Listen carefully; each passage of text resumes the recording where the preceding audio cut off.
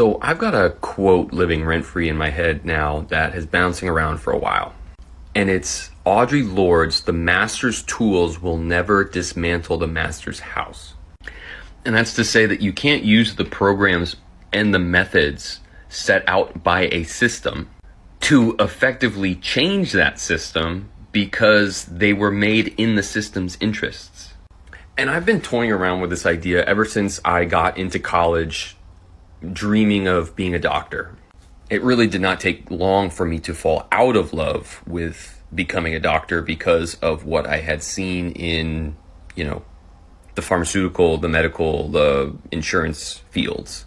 And taking the alternative path that I have, I always get a lot of people saying, well, you should be a doctor, or why don't you become a certified diabetic educator? Because it's clear that I have something that is of value to diabetics. But people, because we've been so conditioned to only view it through the lens of the master's system, can't imagine any other source, any viable source of help. And this is all just a long way to say is that me becoming a doctor and becoming legally allowed to practice is just me joining the ranks of people and systems that I do not agree with.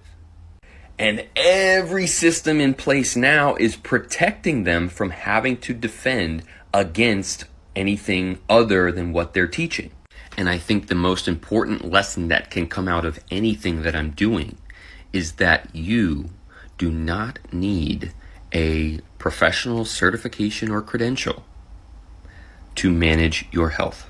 We've been convinced by a lot of people with a lot of letters after their name with tools that, only if we had them would we understand. But those tools are never going to affect any meaningful change because the master's tools will never dismantle the master's house.